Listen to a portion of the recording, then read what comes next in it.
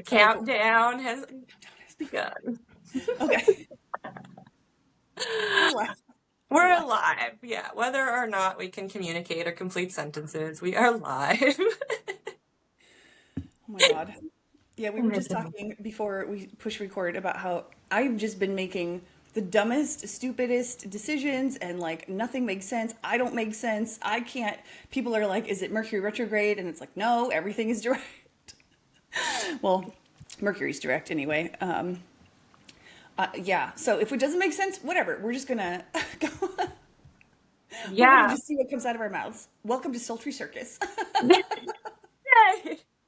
Yeah, like, and communication's been like a big, I don't know, it's been a big theme. Like I was saying to you too, like I don't know how I'm gonna actually get a full sentence out today since I haven't managed to do that like all day for the last week or something. I'm just missing a random word that's not a difficult word, not whatever, like every two sentences. So we'll see how it goes. But like in general, I feel like communication has been a big like trigger point. Like like I was saying to you, I feel like as a collective, this is part of us moving into, more telepathy, more just, it's what's the energy, not what's the words. We don't have to, get into the nitty gritty of all of, saying things anymore. We can actually just like exude it at some point, and we're kind of slowly getting used to that because, like, I mean, the more that we sit in a conversation and like have to kind of intuit that from each other or like on a one-on-one basis or like with the cashier at the grocery store or whatever, that's training us to do that, right? It's like, oh, what's that word? And the other person fills it in. It's like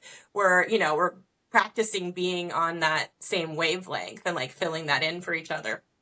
But like even Jacob was saying yesterday, like he's like, I think that we're like, getting like we're gonna just share a mind at one time or whatever. And like he's, so like he's new in his awakening and his whatever, so he's like not aware of any of this stuff. And I'm like, that is exactly what is happening. Like ding ding ding. Correct. Telepathy. It's like, but like also I already know everything that you're thinking, so Yeah. just don't forget that. But like yes, you'll also be able to, feel what I'm thinking and, whatever Yeah. saying too. So, and And feeling what we're feeling too. That's yeah, like not just even what we're thinking, it's like the feelings, which is really going to make a huge shift in how we treat each other. Because it's like if you're feeling someone else's pain, it's like, oh, why would I be mean to them or that kind of stuff. And this is not for the us because empathy. obviously there's those of us who really are already there with the empathy, but for the masses, it's going to be a shock. Yeah, well, and also you're just not gonna be able to fake it anymore. So it's just gonna move people into that place of like, I'm not going to surround myself with people that I can't be authentic with because I actually can't get away with it. So it's just gonna Yep. be really awkward. I'm sitting there going, I don't want to be here, and everyone's feeling and hearing from me, I don't want to be here. It's like just you're just not gonna go to those things. So it's helping with that, pushing us into that like smaller tribal if we are going to be around people or one-on-one, type dynamics as opposed to all these big, huge, like going to things just to go to things like gatherings, get-togethers, whatever. I'm going just to say I was there. I'm going just because I have to be there or they need to see my face there. It's like there's going to be a lot less of that. Basically, it's like unmasking. Oh, it's so Hmm. refreshing, but Yes. there's a lot. There's just Yeah. a lot. And also like Uranus at the final degrees of Taurus, which is like the last 7 years Uranus has been in Taurus, and it's like the revolution of the body, and the body will not do well. My body will not do things it used to do, like go out to places and hang out with people just because I thought I had to, or doing things because I thought I have to do something, and blah. Nope, there's a lot more rest happening and a lot less going out, and we're all kind of becoming homebodies in a certain way, or yeah, like you said, only hanging out with the people that we really want to be with, and that's the way we should be doing things. Which makes us more homebodies because like when we're really real about it, there's not as many people that you actually want to spend time with. It's like, oh, okay, if I'm being truthful about this, yeah, maybe I do want to see that person, but I only want to see them once every couple months. I don't want to see them once every week, or I don't want to, Yeah, so yeah, it's making us stay home instead because exactly. it just Exactly. doesn't feel good. Or, your body's just like, no, we can't go out today. You feel sick all of a sudden. You feel, you can't, like it manifests in so many different ways. Like you can't choose an outfit. You just all of a sudden feel gross in every single thing you put on other than pajamas, you like something breaks around the house and you just have to stay and fix it or deal with it or like whatever, like divine de-direction. Here we go already. That would be detour and redirection in one word. I Cool. kind of like that actually, the Yeah, D direction. You're like you're heading in one, but you're just kind of nope, that's not happening. you're de-directing it. We're making Wow. up new words. We're Yeah. Shakespeare. Don't worry about it. Shakespeare Yeah. made up all the words, so you can be Shakespeare. That's all we're I doing can right now. exactly. We can just make up our own languages in the meantime, just to bridge this gap between not having to talk at all. I like Exactly. it. Well, I Okay. already tell you things like you speak KK, so we can Yes. actually have a conversation. It's like, well, sometimes I just, so you know what? We're all speaking each other's languages, and I kind of like that. That actually feels like Uranus and Gemini, because obviously Uranus is going to be moving into Gemini pretty soon on the 7/7 portal, July 7th. So Oh, that feels pretty electric that day, just to kind of keep that in mind. But yeah, wow. Uranus and Gemini, like Gemini is the mind and thinking and communication and stuff like that. And so it's like we're freedom of the mind, and then like Pluto in Right. Aquarius with the whole like deconditioning from the systems that don't work for us and bringing systems online, and the rebellion and like the individuality and everything. It is going to be pretty wild these next few years, and I'm really fucking here for it, I gotta say. I fucking gotta say. Yeah. Oh my God, yeah. It's wild to think where we are now, like 2 more years of this kind of transitionary phase. Like I know we bring it up a lot, but I just feel like it's going so fast though. At the same So time that fast. it's that like, oh my God, just be there already. Like I just want to I like know. it feels like it's going really fast. And I don't think that we could handle, I know that we couldn't handle the changes at any more rapid of a rate. And it's just like there's going to be this last 2 years of that, power grab of the like powers that be, where it's just like almost looks like, oh, we're going in the wrong direction, or oh no, they might actually control us. They might actually put chips in our head. They might actually, like Surveillance state. take all of our rights. They might, whatever. But it's like that, that last illusion, the hand from the grave kind of, and it's not going to have anywhere to go with the new energy, obviously. But it's like, in the meantime, it's just like, it seems as though it can't change fast enough because we feel like, oh no, like there's this Yeah. impending doom. But it's really, there's not an impending doom. It's our fear of the unknown that feels like that, which comes along with the cross of the sleeping phoenix and the new energy that's coming in. Like our collective fear turns into from fear of failure and planning to fear of the unknown. And we're also seeing on the distractions in the news or whatever, all of this like doomsday propaganda or whatever. So like that paired with our inner thing, we're like, oh no, my inner, knowing is telling me that this is going to happen. And it's like, no. It's a little afraid of the unknown. You'll get used to that. We have 2 years to, for those in the know, for those doing the work, like 2 years to move that fear through so that when we get there, you're golden. Like you're not fearing anything. You're totally in your power. But like in the meantime, just know like when you feel that, message in your body, it's not because, oh, it's really happening. Oh, the doomsday is right. Oh, they actually are going to win. It's because you're having that fear that's separate. They're dying. They're grasping. That's, it's not the same thing. Yeah. It's like when the beast is like the monster in the movies, when it's like mortally wounded. That's when Right. it's at its most dangerous and Yeah, because scary it's just looking. flying all over the place. Like, Yeah. yeah, But it's not like it has no power left. It's just like the last death throes are just, like the zombie that kind of keeps coming back and you're like, fuck it. You stab it again. It's fine. Like, yeah, whatever. I was actually talking about that on my last stream for my midnight diner thing. It was like they're just smearing shit on the walls as they leave the house because right. they've already lost. They're already being ejected from the game, but Yeah, they're they're, pissed. Like they're they're like pissed. Yeah. leaving it in the worst possible, shape that they can because they're like, Yeah. well, if we can't win, like we're gonna do this and this and this, and it's If like, I can't have it, you bro, can't have it. you still have to live here too. Like, I know. it's like smearing the walls with shit, and then being like, oh, I'm just gonna go upstairs to my room now. Like, Yeah. like you Idiots. still have to live here.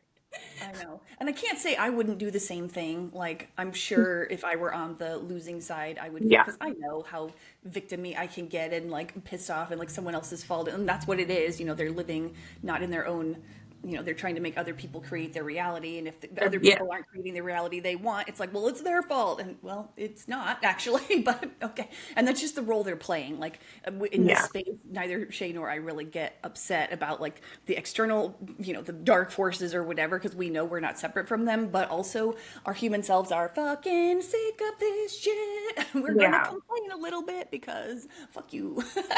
I'm a little salty right now. Although I will say I had a really amazing day yesterday, and like Good.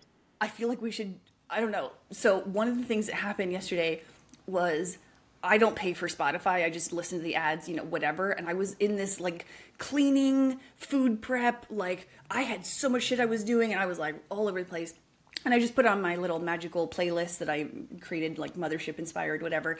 And it took me a second. It took me about maybe 10, 12 songs. And then I was like, I haven't heard a single ad. What? What? And then I thought maybe I just missed it or something. And then I just kept, not a single ad for hours. For hours. I was like, did somebody else sign in to their thing on my phone? Nope, it was my account. I was like, I love this glitch in the matrix. I will take more of that. Yes. Like a few days earlier, I had a most epic meltdown.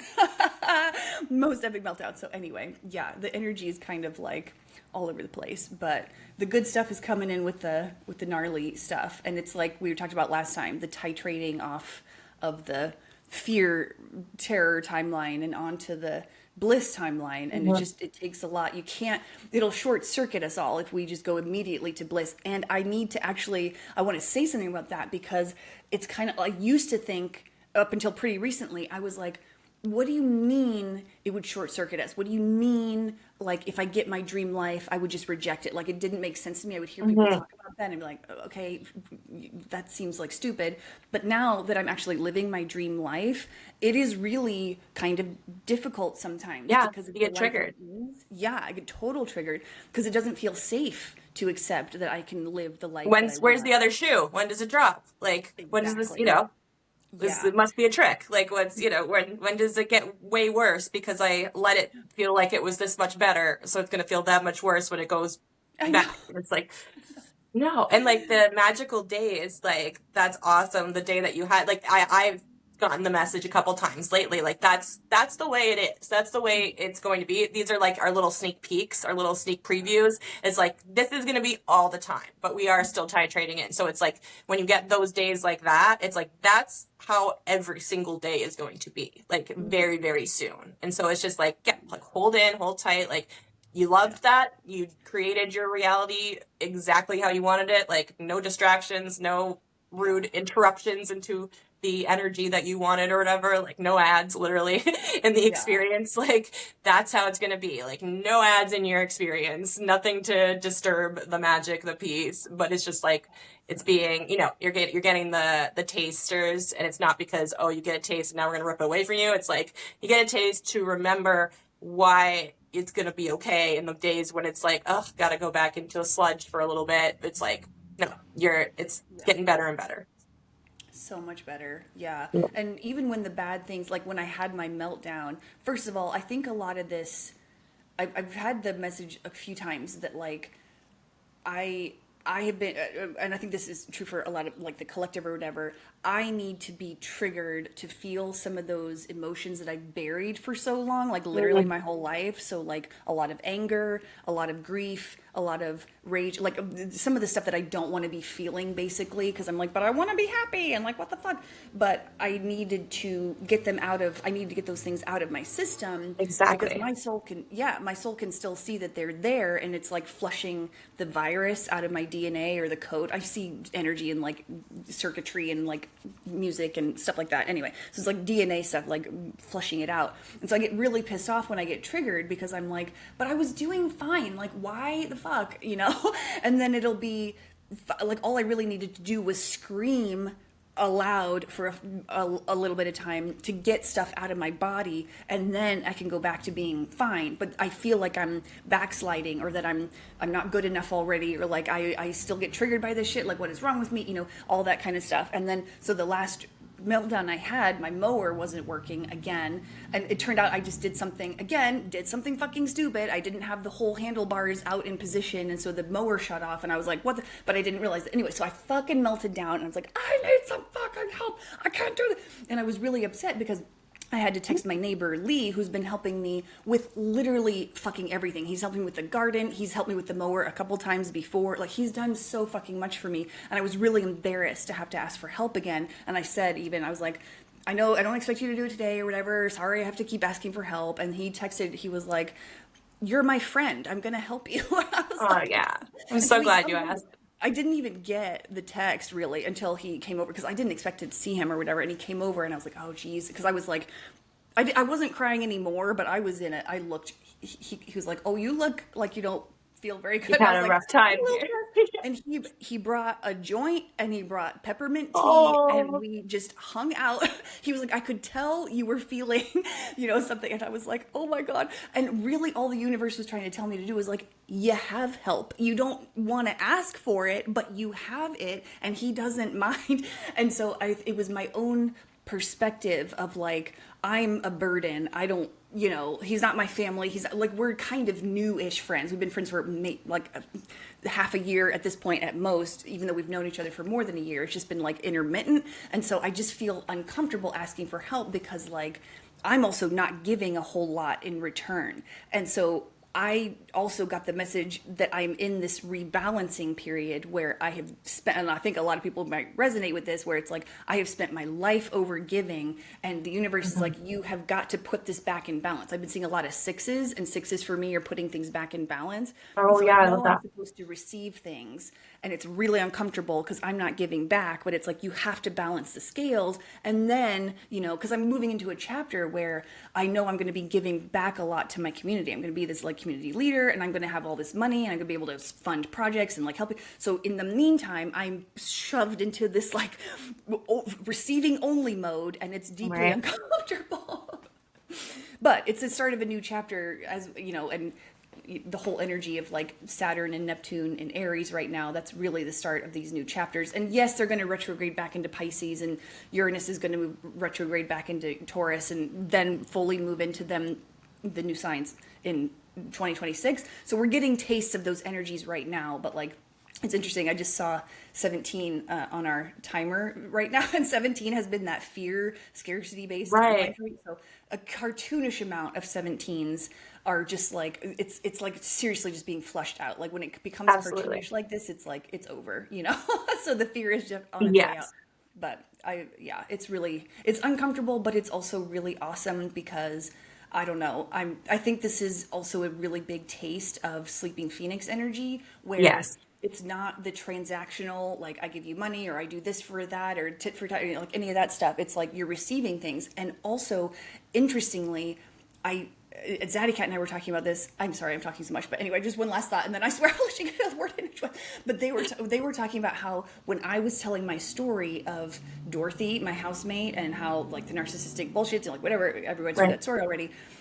Zaddy Cat was saying that story had given them the download about, and they weren't using Sleeping Phoenix language, but they were like, just because you like the new way of being taken care of by the universe is going to be or is where maybe you overgive or quote unquote overgive or you feel like you're overgiving or something like that or over receiving or whatever, but as you're overgiving to that person you get a lot of stuff from maybe someone else, and that like I was like, oh shit, because I was really upset about how I'd fallen for this Dorothy thing and like the narcissist bullshit, and I'd given so much, and it was a huge financial hit and like energetic hit, and it was unbalanced completely. But I was getting in the meantime all of this insane free stuff from Lee, like free plants for my garden, free like compost, free cardboard, like literally everything was free. And I have this, and I'm not going to get a whole lot out of my garden probably this year because I don't really have the setup for it, and deer and rabbits and fucking raccoons and shit, they're already everywhere, but that's fine because again, it's like you're still receiving, and yes, this year maybe you're giving back to nature a little bit, and then once you have more resources and more things to like protect the garden and like this and that or whatever, it'll be fine. But you got to get started, and this Yeah. year was a really big emphasis on start the new chapter, even if it's not pretty, even if it's not perfect. Let go of that perfection, and you'll see how like wide the channel of abundance is, because it just comes in from everywhere. Anyway, Yes. so there's that. Yes, yeah, and it is all reciprocal at the end of the day from a 5D perspective, which is something like maybe I can get into that a little later because I have like a whole journal breakthrough epiphany Ooh, thing that I thought maybe I could read just because it's kind of an interesting stream of ah, consciousness. But like so much in what you said, I was like, oh my God, I gotta remember. Ding, sorry. ding, ding. We'll So come back to that. the balancing like energy, huge. And like the way that I've been experiencing that, like in all the ways, it resonates so much with that whole thing. And by the way, so glad that you asked for help, because if you're not willing to ask for help and you're not willing to receive it from the channels that it's willing to go through, like you're still blocking it from yourself no matter where it is in the grid, because it's just a part of you that you want to receive from that you're somehow rejecting, right? Because everybody is you. Um, we'll get more into that with the other thing, but the balancing is something I've been like really kind of digging into over the last, like I've had all of these like spiritual level up moments in the last, since we last recorded. So many things that I feel like I'm in a completely different, yeah, just a whole different me. Like new chapter is the Yeah. best, new chapter, new book, whatever is the best way to put it. Because like, and I was so nervous, not nervous, but I was just like, I want to be able to talk about it all on the podcast and like share it all. But you know, when you're in something, Yeah. like it's like, I remember all the details and it's all so big and important and whatever. And then you like get through it, get the lesson from it, get the level up from it. And then you're like, I don't even remember the details What? anymore. Like, why did that happen? Because you got what you needed from it. And so you're like, I'm like, damn it. Like, this might have been, might have been helpful to someone. So I'll try and like summarize in like ways that might actually be helpful. Because what the balancing comes in for me is like, the balancing of the extremes and like moving from a very like extreme way like of experiencing just life in this life so far. Like I enjoy extremes. I do the cold plunges, I do the hot saunas, I like love the extreme emotions and like going from whatever. And the message I've been getting lately is like, yeah, but like you don't need to keep going through the extremes the way that you have, including like extreme suffering, because that's just not the way it works on the new timeline, on the bliss timeline. It's very like even keeled. You're still going to be able to feel all the things that you want to feel, but you don't have to like go to the extremes to get that from it, basically. And it was wild because my experience with like anger, which I also had a massive, massive temper tantrum blow up, like that I did not expect for myself. I did not know I still had that in me. The last time I've experienced myself angry to that extent was like in my really shitty, like toxic relationship when I was like in my early 20s.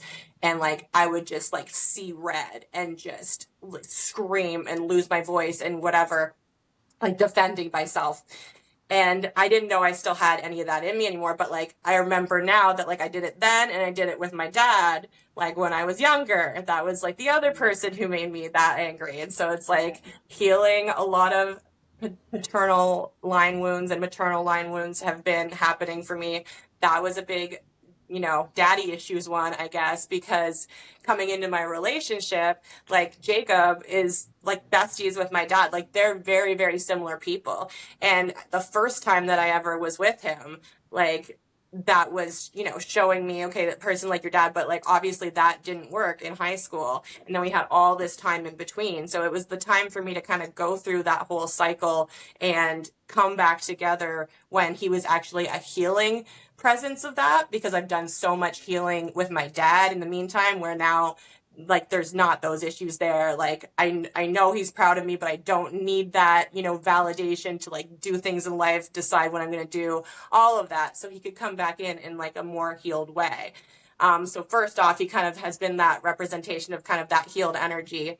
But with this anger that happened, it was like, oh my God, with the communication, we just all of a sudden couldn't communicate. It's like for the first 2 months, we were like, there, nothing wrong, no issues, nothing at all. And then all of a sudden, we just like, no matter what one person said to the other person, like they were pissed and they were hearing a completely different thing than what the person said. Like the narratives that were running were just like completely taking over, and we were hearing totally different things, like totally different realities, complete separation.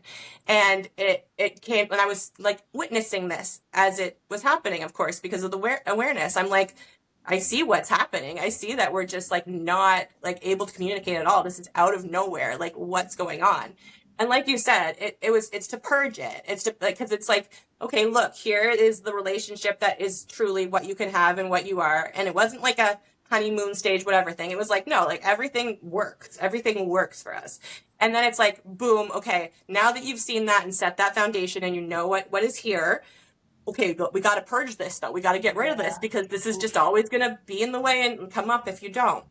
And so I kind of like did all my journaling, like broke it down and figured out that it was because that was like not only the first relationship, my first love, all of that, you know, after the childhood trauma issues, whatever, all of that. It was like the first time I went like all in, put my heart all on the line, like extremes, right?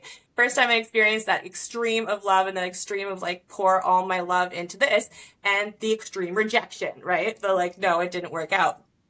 And so my inner child, you know, had to get rid of that anger. Like basically like all the anger from him, and that I didn't think I still held any towards him, but all of it to him, all of it to like my dad at that time, whatever, like all of that was still deep down in me. It's this fiery like volcano, literal volcano that was ready to explode.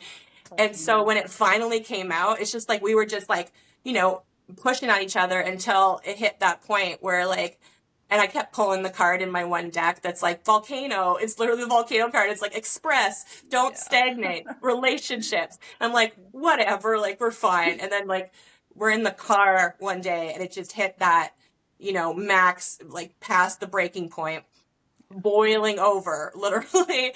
And I screamed so loud, like I lost my voice almost immediately. The car heated up, like literal fog on the front and back windows of my SUV immediately. I was just like so hot, like just everything just exploded out of me. I erupted like crazy. And then after that, I was like, okay, after that, it got better. We were able to heal from it. But the night before that, we had actually done this like very channeled journey that I saw, like, because we were having these communication issues, we were having these triggering moments. I was like, okay, this is the healing for that. And I led us through this whole journey, which included the cycles of the water, so the memory of the water in our bodies, all these things, but it included going up through a volcano and exploding and feeling all the feelings and then cleansing it all away, and then, you know, coming back together and unifying and coming back together with our younger selves and our inner children, and them being able to look at each other and be okay. And like he had to heal from like how much he hurt me, and like feeling like he will never be enough because of like how bad that was and how bad he feels about himself. And I had to heal from this, like, you know, I put my whole heart on the line and it was rejected, and I had to be able to open my heart to do that again. And so we had done that whole journey, and I had told him, okay, so when this happens, like, we're probably going to, like, it might get worse before it gets better. We might have to express a bunch of emotions here before it, like, fully clears. But just know that it is just clearing, and it's not because it's continuing on. Like, we are, like, clearing the storm here. Like, we're through the worst. You know, I feel that, I know that. And yeah, so sure enough, I erupted like the volcano. We had whatever, tears, blah, blah, blah. And then after that, it was like smooth sailing. Like we've been fine. We've been good. Like everything's been, you know, back to normal or better than, you know, it was before because of clearing all that. So it's like, but man, like the amount of anger that was in me that like I had no idea. And I'm so grateful again, like, cause you do not want that anger in you. Like that is so bad for your organs. That is so bad for you, just everything. And if you don't realize it's there, it's just, you know, making problems forever until you let it out. And so it was like, sorry that you had to see that. Like that wasn't best, me, but like, Yeah. it's safe with him. Like he's just like, there's nothing that you could say or do that would, that would not like that would make me not love you. Like you're my person. We're each other's people. Like I'm glad you got it out. Kind of. It was just like, Wow. That's so amazing. yeah, that was my clearing and cleansing of and rebalancing. It's just been kind of, it feels like it's getting close, easier.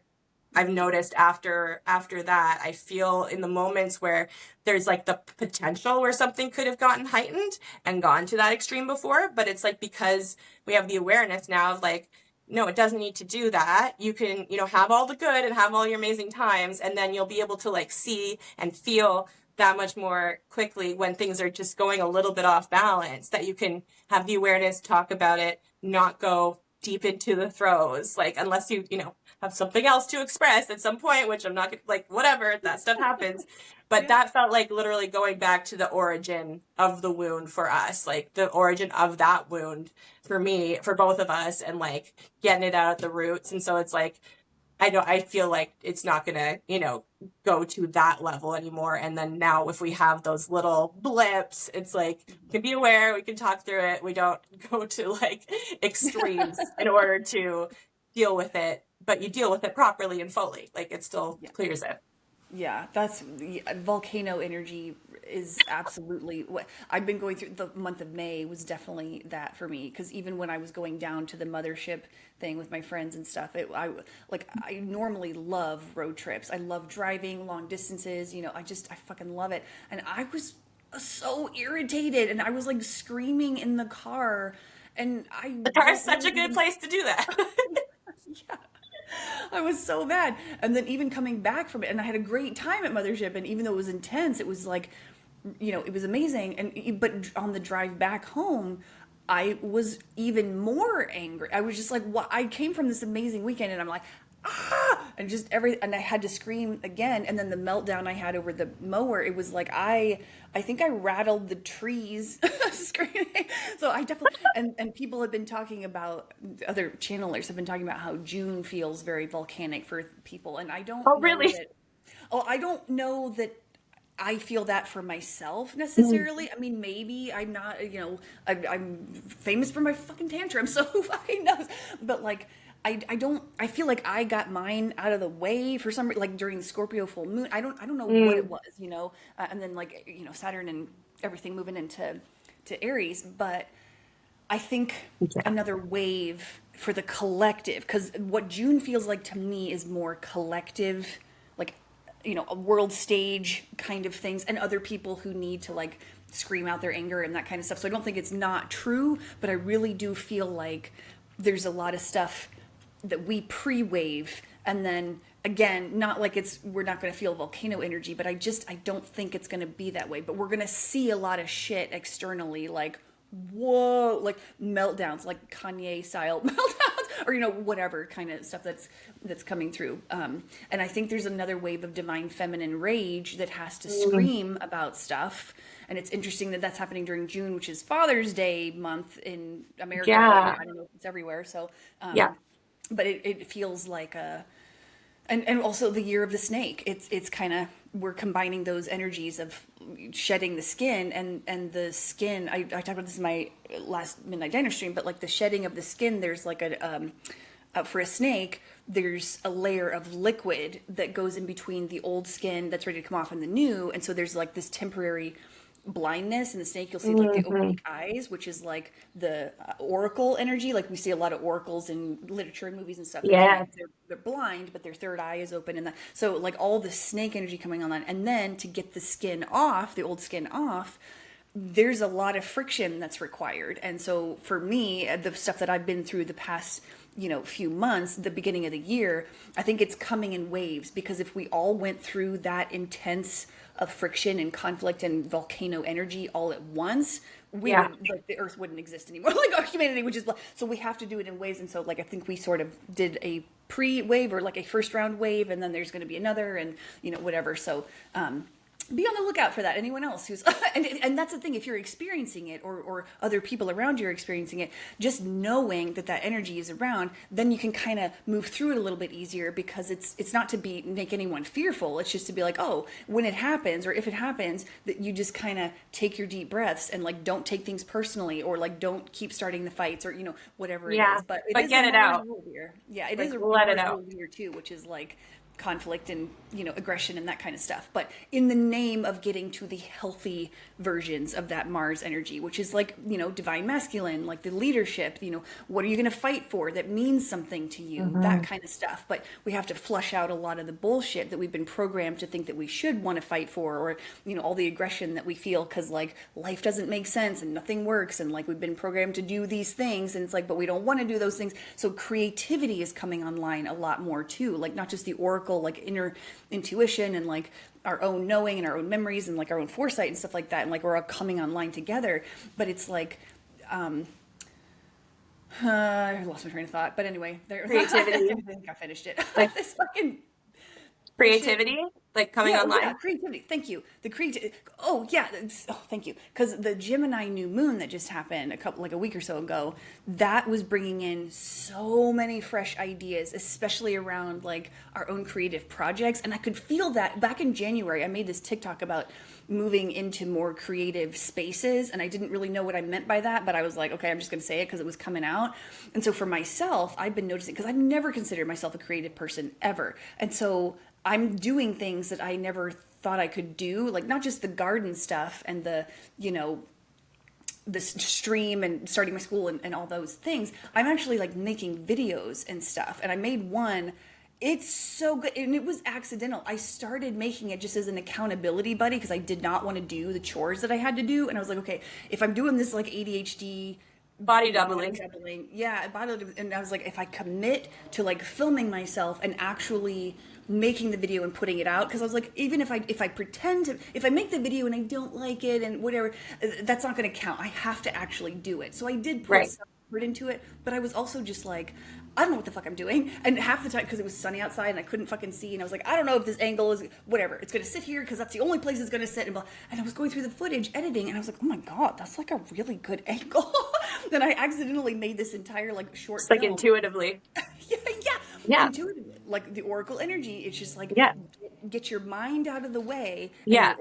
your inner oracle Just will do just it. like present. Yeah. And so anyway, the creativity aspect is really coming online, and I think that that's going to be part of the friction that gets this old skin off, and skin being like the deconditioning too, where it's like, oh, people are really feeling into things that they want to do for fun, like even if it's making memes, or filming yourself gardening like I did. Like, it doesn't matter. Nothing is too small. Every bit of creativity just opens that channel even wider, and like Right. brings in those creation codes to the collective. And so if you're feeling the need to quit your job because you want to spend more time doing whatever creative crafts and stuff you have going on, but you're worried because you're like, well, how would I make money? God will break you out of the financial matrix. Like, I just have to, and this is coming from someone who isn't making any money, and I'm sitting in a lot of scarcity and fear over it. But like, that is part of the point. Like, the Mars ruled year is getting you to face your deepest fears, or the things that you've been hiding from, and you need to master or start mastering it, like become into your own, and it's your own abilities. It's like you're mastering your own things that you came here to do. And so it's nothing to be afraid of, but like Mars is gonna, you're gonna it's gonna be some conflict energy, but that's okay, because that's the friction that gets the skin off. And so you're gonna be okay. But and I think I'm going through the scarcity and fear stuff with like not making any money, and having to rely on other people to give me like food and all kinds of things. And because I can tell people I'm doing it, you can do it too. And we're and being courageous or brave or whatever, like whatever you, I sound like I'm this brave person. I don't feel very brave because I've always felt so scared. I just never let it stop me before. So anyway, just in case Hmm. anyone needs some like encouragement, it's okay. You don't have to be afraid, but it's okay if you are afraid. Just don't let it stop you. I guess, is Quentin barking? Yeah, I'm so sorry. No, it's okay. But yeah, no, not he, with the creativity energy too. Like, keep getting, it is like the end of perfectionism. Like, that is Yeah. just It's do it like as soon as you think about doing it. You don't have to plan it. Like planning it is actually like taking away that like raw creation energy that's trying to flow through you, because now you're trying to put it in old energy that's dying. Like the cross of planning is dying. It's not there anymore. Like planning is not the way of the future. Doing it in the moment, exactly how you feel you're supposed to do it, is the way of the future, and it's going to feel really uncomfortable in your body, because that's the other thing that we talked about, like if you're not doing that. So like if you're sitting there planning and you're like, ugh, I don't want to do this because I'm whatever and I can't think of it, it's because you're not supposed to be planning it in the first place. You're not supposed to make it perfect. It's supposed to just be you. You can post it when you're in the middle of it. You can post it when it's still a mess. You can, whatever, talk about it when it's not done yet, when you're like, you might never finish it. Okay, you can still talk about it. You can still tell people about it. You can still be proud of it. Like, we don't have to have a polished, finished, perfect product in order to like for that to be of value to the collective, for our story to be of value, for like the process to be of value. You can just talk about the process, experience the process, create and let that be creation in itself, and share that. And that is the energy that everybody like will really want, because that they're in that energy too, and they might just not realize it yet. And so when you're doing it, they're going, oh, that gives me permission to do it too. I don't have to plan this. I could just do the thing. And on and on. Like, it allows all of us to create. It's that ripple effect outwards. So it's Exactly. beautiful, because like that's a thing for me for sure. Like, if we're talking about like our like our limitations and whatever, like for me it's definitely that perfectionism, and that I need that message over and over again, because every single time that I just do something and I don't think about it and I just go do it, I enjoy it so much. Like, whether it's chores, whether it's the garden, whether it's like draw a picture, whether it's like I'm gonna journal, whether it's I'm gonna write, whatever it is, like if I start thinking about it, I feel awful. If I just do it, it feels great. I'm happy to be doing it. So it's just like more and more confirmation, showing your body, showing your mind, like matching it all up. Like, okay, when you do this, it feels good. So do it again. Keep going. Don't go back to, oh no, I have to plan this because this is the big one. This is bigger than the other one, so it has to be perfect. It's like, no, none of them are like that anymore. Nothing is like that anymore. Yeah.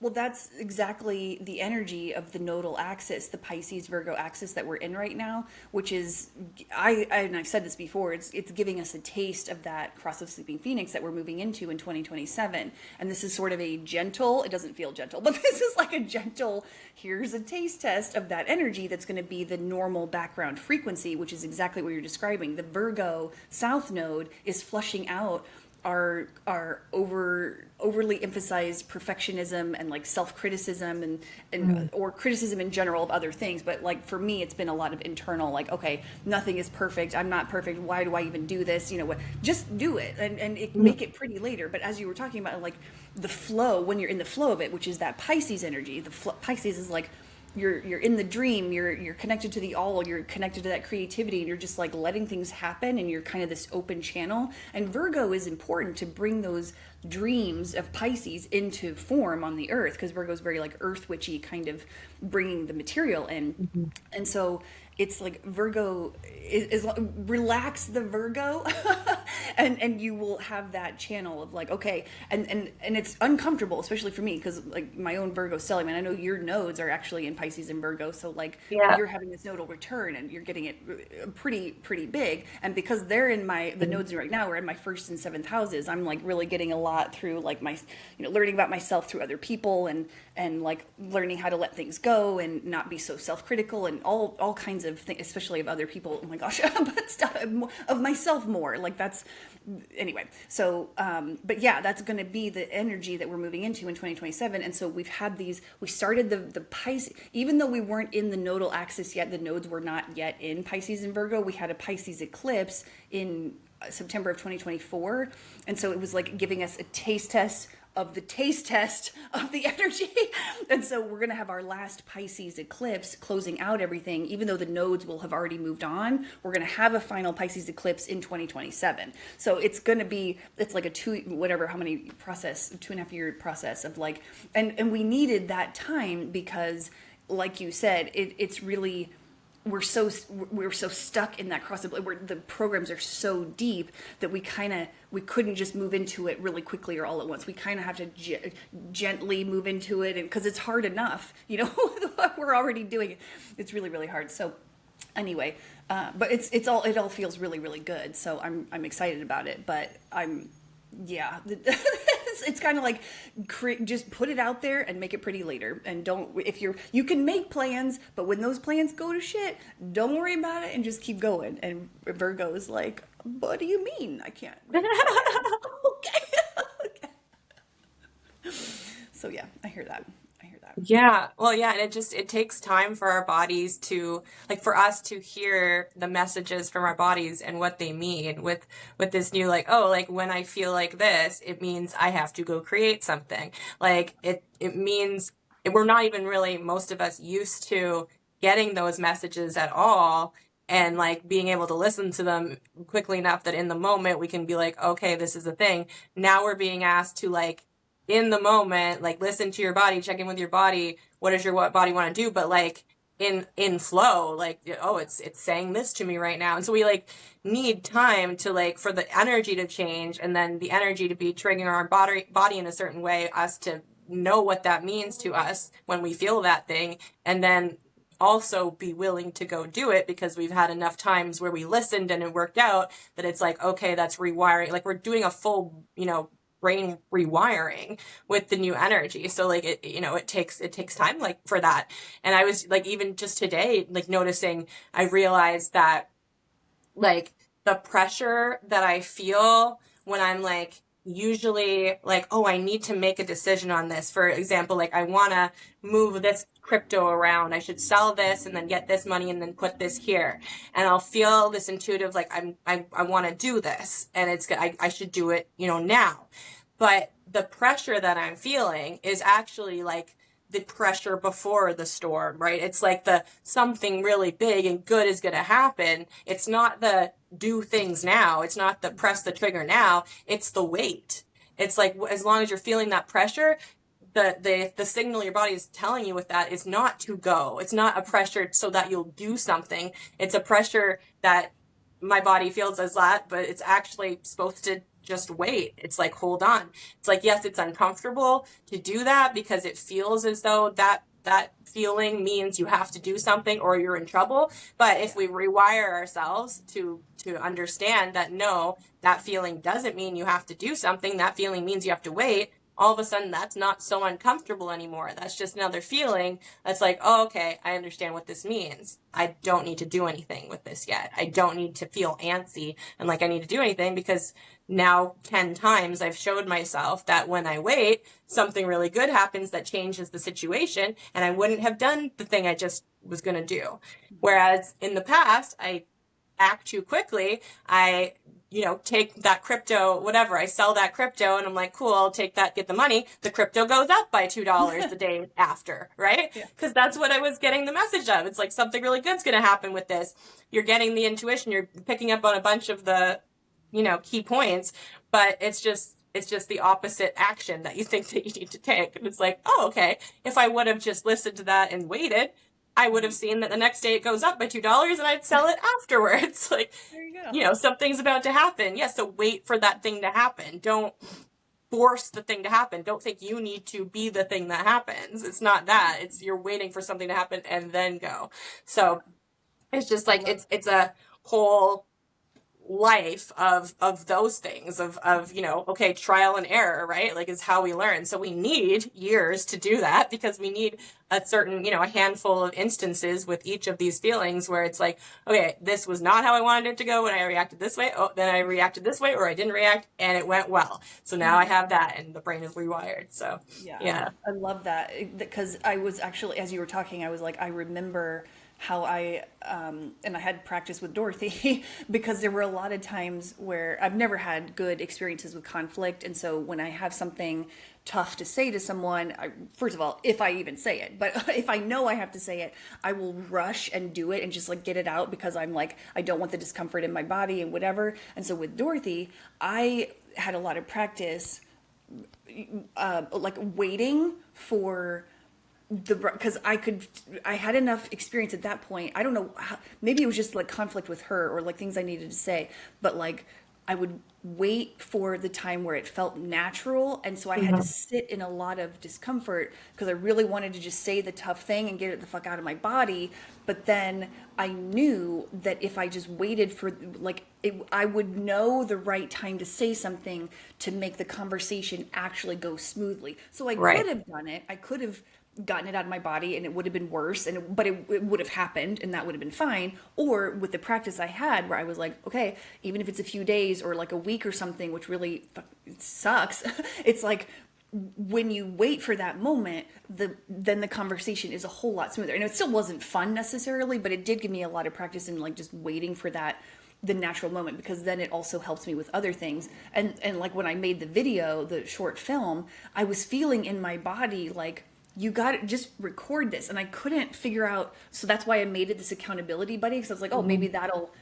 that's what I'm trying to do here or whatever. And it was, but also it was showing me like, you're going to create some content, you're going to create an art form thing that you know, whatever. And it had to be that. And I was feeling so it not intense in a bad way, just like, you gotta record this. And I was like, I feel so stupid recording this, like, ew, you know, like, I don't know, self-centered or like I just felt stupid. And then doing it, I was like, oh, I'm really glad I listened to that. And I really am crediting Uranus and Taurus for this. The past 7 years, I've like we've had all of our lives to practice listening to our bodies, but like we only recently has the energy shifted enough where we can actually do that because there's no other interference. You know, in 2012 they removed whatever the frequency fence or some frequency that was kind of blocking a lot of our Mhm. own, you know, stuff. Anyway, but now that that's gone, we've had some time to kind of start listening to our bodies again. So in like whenever it moved in 20 anyway, 7 years ago, it was like more and more like Uranus is like the lightning strike and like the rumbling and like it shifts really fast and it's like it's your lightning, the lightning strike of intuition and ideas and all that stuff, but it's in the body. And so we're like clearing out Mhm. all this rubble of like, okay, that was a blockage, I'd never listened before and now I'm starting to listen. But maybe you don't follow it this time because you're still too scared to follow your intuition, or maybe you don't really know. But then when you think back, it's like, oh, I remember this feeling in my body. And anyway, so it's like a really cool process of like, now I feel like the density has been removed from my body where I'm like, okay, I feel something, maybe I don't quite know what it is yet, but like I will know when it's time to move. And that sense of urgency, and I think this is because I have this open root in human design where completely open, I feel all this urgency, I feel like the urgency of the collective, like I'm just Yeah, constantly, I have I'm so that fucking, too. yeah, I'm so fucking anxious all the time because I'm like, do I do it now? Do I do it now? And I just want to get it. I want that pressure out of my body. And Right. so now that I learned to sit with it, which is a whole lot of Mars lessons, because I've been in 2 Mars ruled years, and then we're in a Mars ruled year as a collective. So I've had a lot of being able to sit in the discomfort, and so I've had good practice for this like Mars ruled snake year thing. And it's so interesting too because all of this has lined up with the numerological 9 year that we're in, because 2025 also breaks down to a 9, and so that's a closing of cycles, and so it's a really like it's just a really uncomfortable period of time, but I'm finally feeling like I have a sort of sense of how to surf the energies, and that doesn't mean I don't get knocked out sometimes with like crazy waves and stuff, but I'm not drowning anymore. I'm like, okay, even if something hits me, like the meltdown that I had, I was still like, okay, I'm allowing myself to do the tantrum, but I know I'm going to come out of it. And I didn't expect to even come out of that last tantrum so well, because I always feel ashamed when I have my tantrums. I'm like, I know I don't need to judge myself, and I've reclaimed the parts of me that I've rejected for feeling the emotional lows and feeling tantrumy and all that stuff, because I know they're just scared and whatever parts of me. But I still Yeah. do, you know, not, the shame is not all out of me, because I'm just like, oh my god, I'm so embarrassed if anyone saw that. Oh my god, and nobody sees it, but like I keep it contained because I'm just embarrassed of it. And so anyway, it's fine. Like you can just have the tantrums and then you kind of, so it was like so much more fun to come out of that last tantrum because again, Lee brought tea and a joint and we just kind of had a great conversation. The mower took 30 seconds to fix because it wasn't actually broken. And he was just really nice to me. And so anyway, more positive experience of this Martian energy. And I think that's also the divine feminine or divine masculine aspect of the Mars energy, where, because you were talking about like the father wound stuff, and I, Mhm. you know, my own masculine energy and my own experiences with the divine masculine have not been obviously very great, like has anyone's, because it's not really divine, it's more toxic at this point, but we're getting it out and we're flushing it out. But he is also representing like an aspect of my divine I keep saying divine feminine. This is so weird. My divine masculine. And it's interesting because it's also giving me lessons in my own self-worth. And so it's like the divine masculine is showing my divine feminine the worth that I never thought I had. And so when he's done all this stuff for me, like when I was gone over the mothership weekend and did this, you know, whole trip, I was gone for like 8 days. He mowed my yard for me. And I didn't know it until I came back, and I sat there and looked at the yard and I was like, I didn't cry, but I was like, oh my, I was overwhelmed. Like, I can't repay this niceness. Like what? But I didn't even think that I needed to, like, I was able to talk myself off that ledge and be like, I don't need to repay this. He wanted to do it. And also he wouldn't do something he didn't want to do. You know, it's not like that. So I felt, okay, I can accept this gift or whatever. And Mhm. also I finally realized, as I was like talking myself down and like deconditioning from the receiving thing, I was like, oh, this is an example or an outer reflection of my own self-worth, because he is Mhm. reflecting to me that I am worth giving this great gift to. There's so funny, there's a siren outside and Yeah, I sirens are hear like it. confirmation. It's like, Yeah, yep, you got confirmation. this. Hmm. So yeah, and I was like, oh, I've done so much work on myself that I am able to receive this huge gift, because it wasn't just mowing. He'd done like landscaping and shit and like trim and stuff. I was like, oh my god, stuff that I can't even do because I don't have like the Right. trimming tools and stuff. And so I was like, he thinks I'm worth giving this to. And oh my Yes. gosh, that means I think I'm worth giving this to, because I can accept, you know, anyway. So it was a really cool reflection of my own, a lot of self-worth lessons for me. And I know obviously, you know, the collective and stuff, but yeah, it was a good rebalancing, man. It's a it's a fun, but the Yeah, and divine like, feminine is like, you know, we're the divine masculine is really coming online, and I'm really happy about that. So yeah, like, and speaking of that and of like cycle breaking years, like, oh my gosh, breaking cycles and completing cycles that, like, for me, go back, and I'll say back because everything, of course, parallel, like, to like way, way back, like ancient, ancient lives, ancient times, Atlantis, like putting the pieces together from that and feeling into like a society in which there was just this massive imbalance that was put into place on purpose, like mhm. between what at the time would be not necessarily seen the same way that we would see like the maternal and the patriarchal kind of lines, but like the way it feels is the masculine and the feminine, obviously, like these two kind of different sides, and like this massive imbalance being put into place on purpose so that it could be rebalanced, like swinging the pendulum all the way to the one side so that it could swing like through time kind of backwards and forwards and find that center point, and feeling myself as that center point in this timeline and finding that balance within my extreme polarities and within then like a relationship with what I consider to be a like an Yeah, example of yeah. divine masculine, and then seeing how like getting the confirmation of how that's rippled out all the way to these like far reaching, timelines from like my mom literally treating my dad differently, like watching my mom and my dad together and seeing her like put a post on Facebook that's just like, this is the kind of man that I have, and talking about like, like a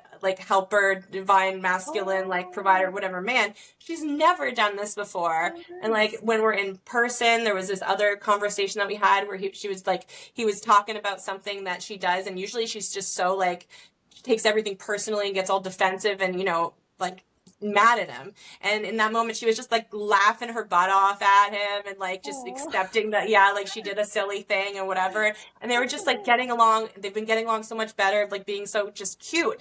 And I'm like, this is love it. how, like, this is just like the immediate, ripple outwards. And like, I feel it going out, exponentially to these past timelines because it's really rebalancing that masculine and that feminine in a new way with the new energies that are only available here in this moment in humanity. So it's like anchoring that in through the collective and then sending that back through each of our respective, timelines. And I know that everybody's cycles that they're working through, they can all be different. There might be others that experience similar to this one, but like regardless, we're in such a unique energy right now that kind of ascending your awareness and your perception into that 5D awareness, and then all of the work that you're doing on yourself is rippling out and healing these cycles throughout, whatever time, space, whatever you want to view it as. And all of that is coming back. So when people are hearing like all these messages of like your divine inheritance and generational wealth and like all this abundance that's flowing back, and I think even you talking about, putting more out in certain areas than you get back in that area, but then getting more from other, like it's not only just coming from that person either. It's not only coming from just Lee. Lee is just a reflection of you in this timeline that you're choosing to have an experience with.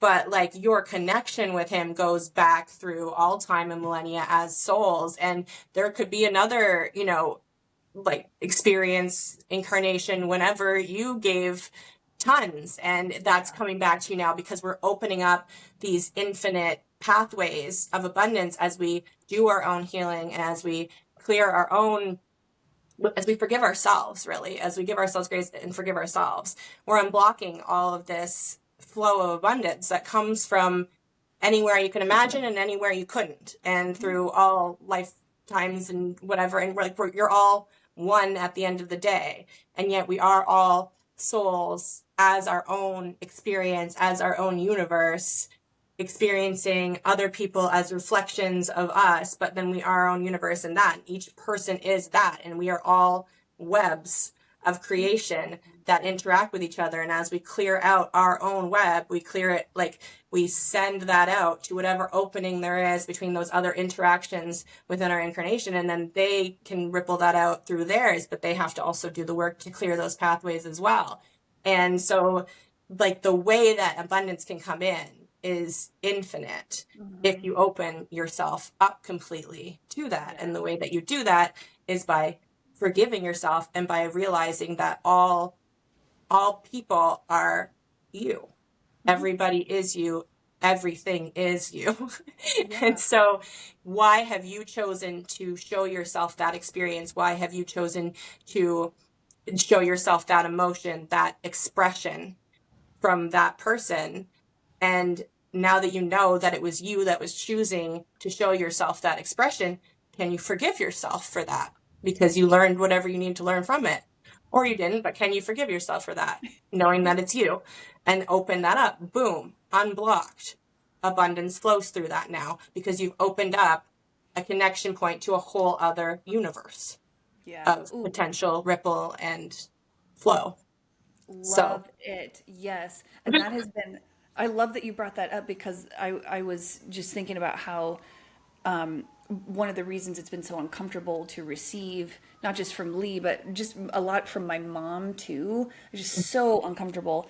And partly because she doesn't have a lot of money either. Whatever, anyway, it doesn't matter, but it feels, scarcity is, everywhere. And so it feels really bad whenever I have to be like, okay, I need this house repair, any of that stuff. But I also need to remember that she has agreed, at a soul level, she's agreed to these exchanges for me, and anything that I receive from her is correct. Like, it feels uncomfortable to my human self, but everything that I receive is correct because, like you said, in other lifetimes, maybe I'm the one who gave a lot more. And then karmically, as a soul, because we're not just one lifetime, we're like all of our lifetimes. And so we're coming into these balances. And so receiving stuff from people that you don't want to receive from, or maybe, because that's what I had to remind myself of with Dorothy too, where I was like, I'd given all of this stuff and I was just like, oh, and I just reminded myself, I was like, I agreed to do this at some level. She gave me a bunch of shit or took care of me or something in another lifetime. And I'm doing the repayment right now, which is not repayment like tit for tat. It's just like it's an energy exchange. Anyway, whatever. So like, I just like, okay, so I needed to give her that. And I was still salty. I'm still salty. happy about it. But also I do understand that it's just coming from, a soul's agreement to be like, okay, you did this for me in this lifetime. I'm going to help you out in this lifetime. Blah, blah, blah, blah. And same thing with Lee. Like I need to also and I needed to remind myself of that with Lee because I hadn't done that yet. So thank you for saying that. Because I was like, oh yeah, in other lifetimes I have given to him and helped him out. And anyway, so and I had to, my first lesson with that was back a few years ago when I was finally, because I was like meditating or something about abundance and like why I don't have enough or scarcity or whatever. And I was like, oh my gosh, I'm receiving from my mom and my sister. A lot of times my sister will send me gifts or whatever. And I just get really uncomfortable. And but I'm the only one judging where my abundance is coming from. It's like, I Right. don't want it from my mom and sister. I want it from somebody I feel comfortable receiving from. But you can't, if you're blocking one channel, you're blocking them all. Right. Like Yes. once I realized, it's like, oh, I need to just allow them to give me stuff. Still uncomfortable about that, but like, I at least was understanding that that's where it was coming from. And so it's gotten a little bit easier, but like for example, I know there's another furnace repair coming up that I'm not dealing with right now because I don't need a furnace yet. It's obviously we're starting to summer stuff or whatever, but I already know I'm gonna have to call the guy back and have him come out and fix something on the thing, and I'm gonna have to tell my mom. She's gonna have to, so I already know that's gonna happen, and I need to. I've already, maybe my human self is still a little bit uncomfortable. We're gonna deal with it when we deal with it, but like, it's still correct to receive everything that she is giving me. And so when she offers to buy me groceries, the few times that she does, I'm like, I will take those groceries. So, but yeah, that was a good. Yeah.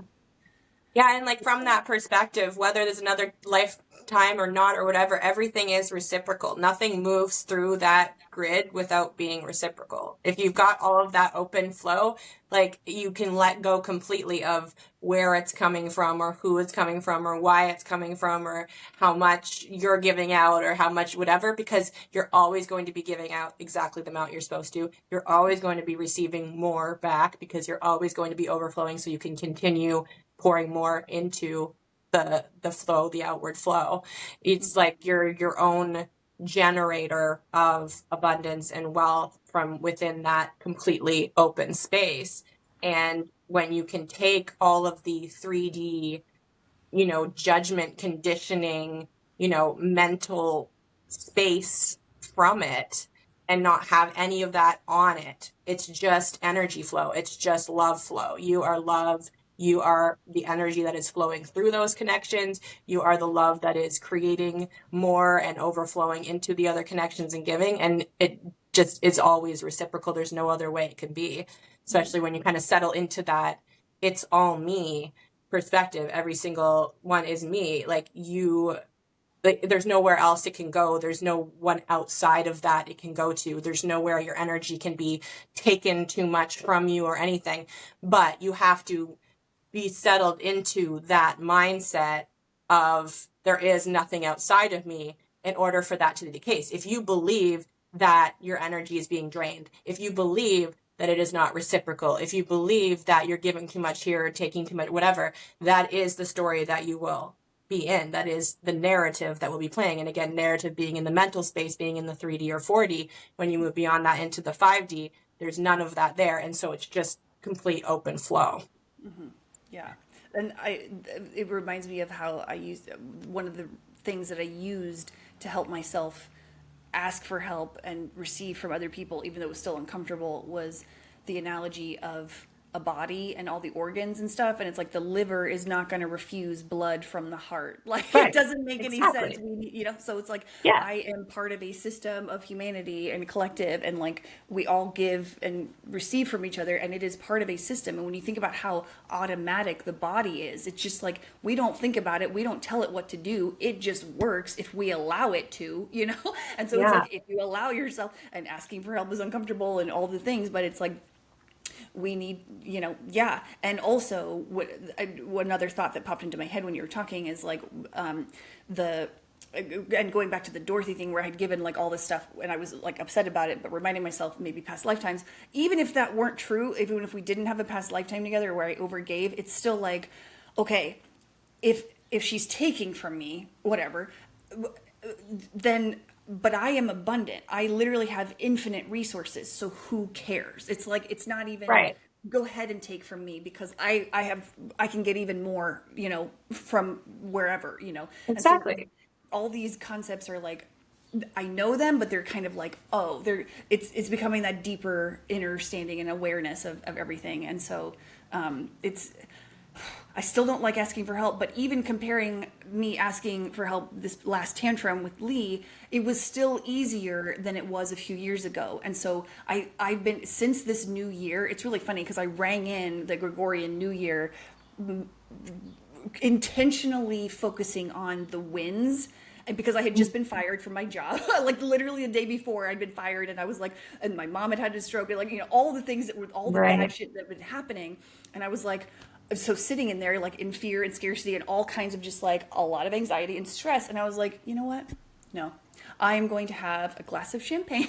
And I poured myself a glass of champagne. And I was like, what are my wins? Because this shit, I've had a lot of wins. And so I rang it. And I know I don't do the Gregorian New Year or whatever, but it's still an energy. Like there's still a lot of egregore kind of thing with this stuff. So I was like, I knew I was really anchoring in a really good energy for myself by doing that. And so that's why I started one of the reasons I started my stream for my mystery school. It was like the first thing I said, I was like, we're going to celebrate wins because it just Yeah. feels like the time to, like, we have done a lot of work. We have done so much like digging and like really hard shit. Like we've been in the underworld and all kinds of stuff. And it's like, yeah, there's a time for that. But now is the time for like, maybe, yeah, we're still kind of working on some stuff, but it's like, it's a whole lot lighter now. And even though it was really heavy at the beginning of the year for those few months or whatever, and it's still heavy, whatever, it's like when you focus on those wins, when you take the time to do that, I don't know, it just clears up all your energy field and you can kind of see like where everything else is awesome. And so Yeah. it just helps to focus on celebrating the wins. And now I'm like, maybe I want to do another stream and focus on some wins. Cause I don't know when that was one of the other things with this creativity with like the, shedding of the skin and whatever. I am always terrified when I do something cool or good or like create something amazing. I'm like, I'll never have another good idea. I am done. Like, there's no way I'm ever going to like top that or whatever. And so when I had that the last time when I made this like short film with the farm ASMR thing, I was like, oh my God, I'm never, I had that same knee jerk reaction of like, oh my God, what am I going to do next? Oh my God, blah, blah, blah. I already know, I just immediately talked myself down where I was like, you always think that and you always come up with something amazing and you don't have to think about it. It just pops into your head. It's like, do the thing. Or even if it doesn't pop into your head as you take the steps and you don't know what you're doing as you're taking the steps, I'm talking to myself, it's like, oh, it starts to make sense. And then it's like, Right. what? So it's like this little scavenger hunt with my own higher self kind of being like, here's the things. The And then next thing and then the next thing and then yeah. so anyway, Yeah. fighting my own, like, oh my gosh, I'm never gonna, but that's another energy. And I'm saying this out loud to remind myself of this, where it's like, I don't think I'm gonna have another idea, blah, blah, blah. So I also want to hold back sometimes, or like in the past, I've held back where I'm like, okay, I have this really great idea, but I don't want to do the full idea because that means I won't have as good of idea next time, or I'm saving some of this energy for the next project or whatever. I heard an interview with LP of all people from Run the Jewels. I don't know. I didn't even know this. And he said the thing that stuck with me the most from that interview, so many great interviews. The podcast is called What Had Happened Was, hosted by Open Mike Eagle. So that nobody's sponsoring this fucking podcast, but that podcast is so amazing and everybody should listen to it. It's so good. But anyway, he was interviewing LP, and what the thing that LP was talking about was how some project he was working on, I think it was one of his first things where he was like on his own or something where whatever, he was like, I'm going to kick the door in because I'm just going to give him everything. And I don't care what new idea comes to me after that. Maybe it is my last good idea. I don't care. And he even said the phrase like, I'm going to kick the door in or something like that. And so ever since then, when I started my stream and I'm doing all this stuff, every time I'm like, I kicked the door in. And I'm so excited for everything that I've given because I've given it my all. And when you show the creation muse, aka your higher self, that you're giving it all, you are going to get so much more. And I didn't get that for the longest time. And so now that I'm like, I'm going to kick the door down, I'm kicking it in. Everyone's going to know I'm here. And that is, again, a whole new me, really, speaking of new chapter, who dis, it's like I've never been like that. I'm always like taking up as little space as possible and like hunching over. And now I'm like, I'm gonna take up this entire room.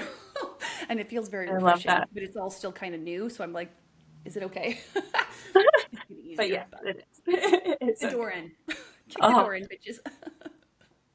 but yeah, speaking of like just your higher self leading you on a scavenger hunt and like these magical days, I wanted to tell you about this like super magical day that I Yes. had not long ago that was like kind of had this breakthrough and this epiphany in it. And like I think it's a good time to kind of read Yeah, a yeah. little bit like what I kind of wrote there. I think it might have some like little nuggets in it for you, for maybe listeners, whatever, just like if it's a stream of consciousness, so it might just like tick certain boxes. Hell yeah. But man, like I woke up that day feeling like, you know, that energy of like when you're gonna have a breakthrough, but like it's not there yet. And like every Mhm. card I was pulling was like breakthrough, like Ace of Swords, like whatever. And I'm just like, but what is it? Give me more information. And then there was just like more cards being like patience and like intuition. And like, I'm like, I know, but you're like, tell me what it is. And I'm like, I know that's not how it ever comes, but I was just like, come on.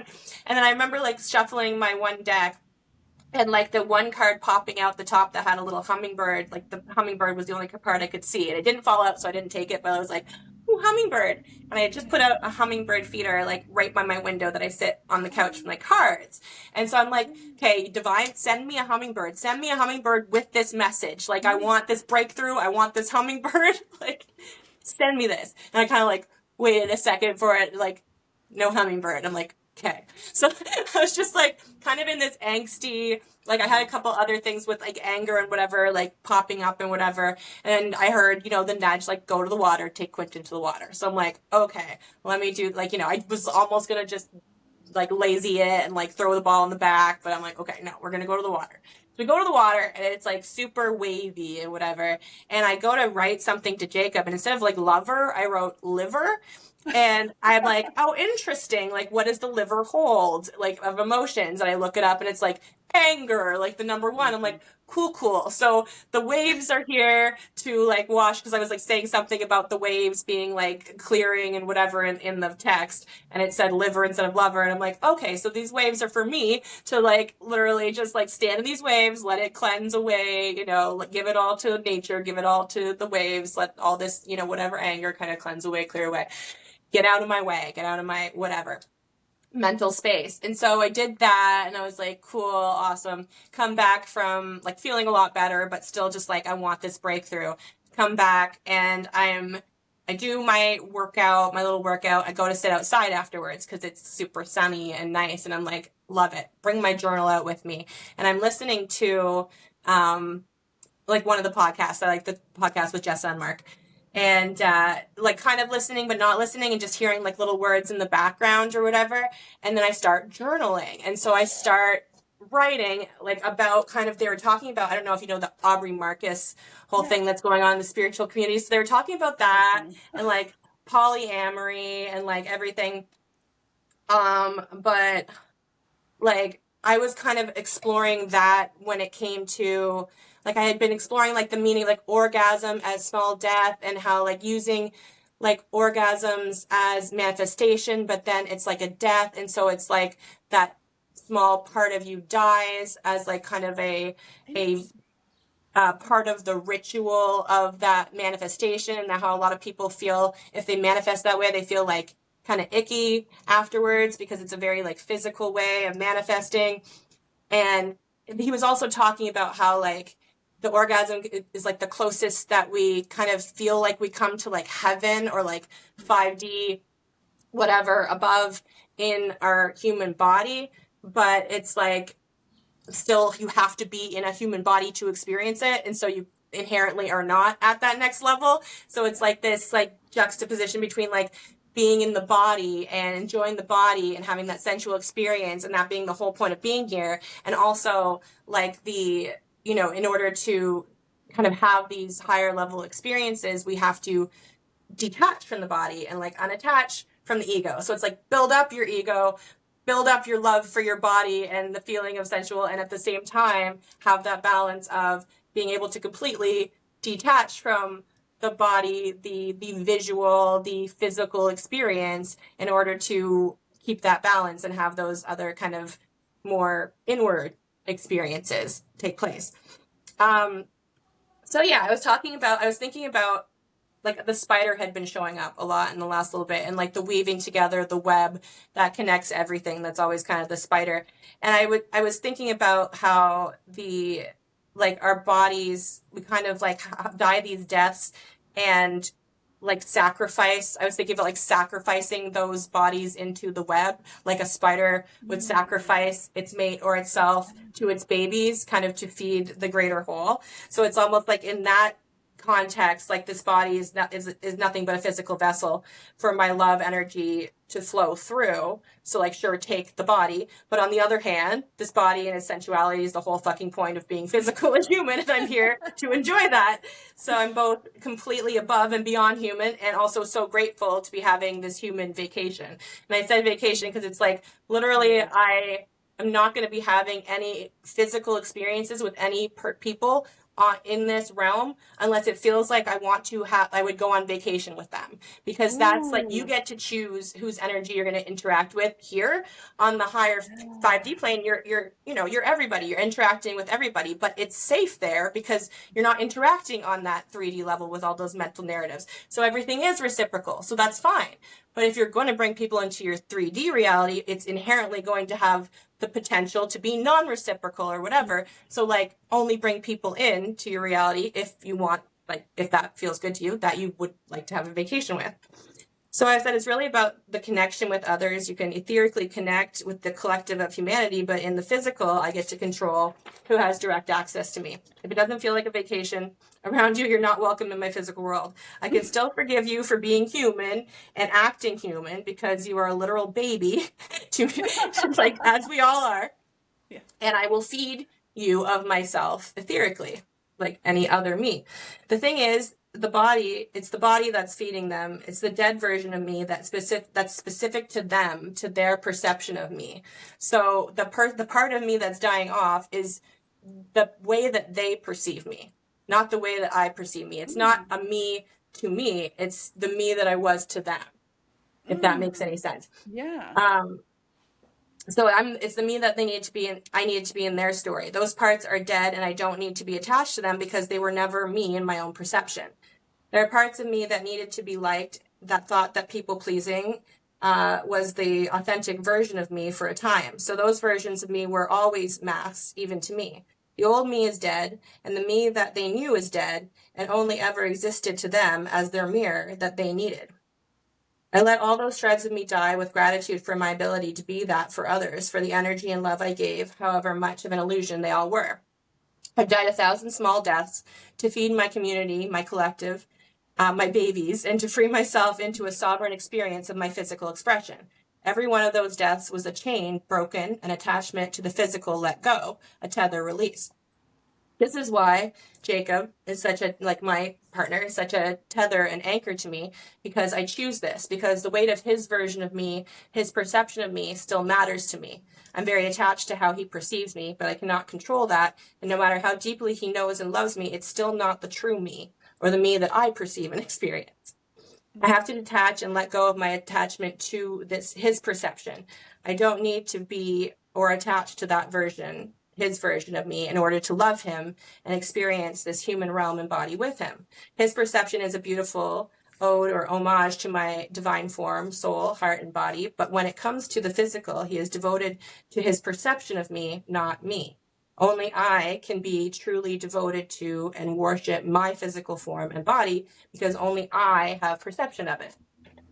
So as long as I can hold this in the highest regard and pray to this without attaching to this as the only me, it is beautiful, pure, and magical to do so. But detachment from the physical body and perception of the body is the only way to fully experience the creative divine expression of self from 5D and up perspective.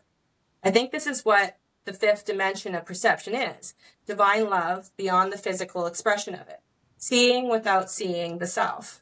4D is time, but in the sense that time is a lens through which we are able to perceive and enact evolution and change.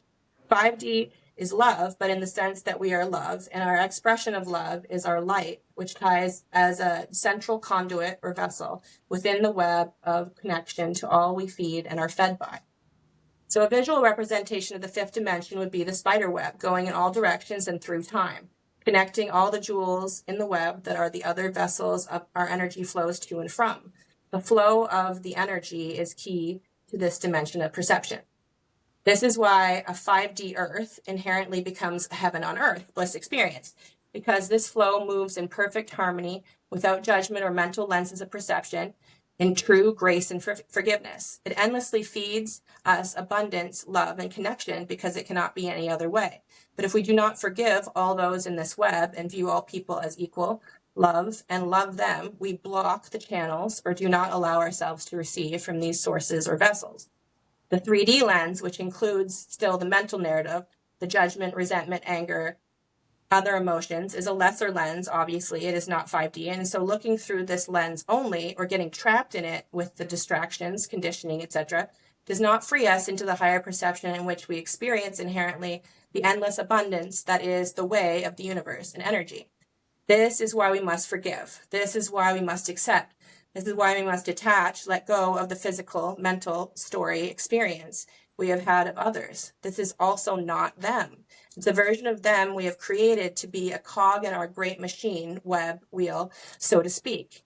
It is not them. So we might as well forgive and detach from the version of them we have created solely to offer us the piece of our own puzzle that we needed to complete the system of endless flow we are seeking.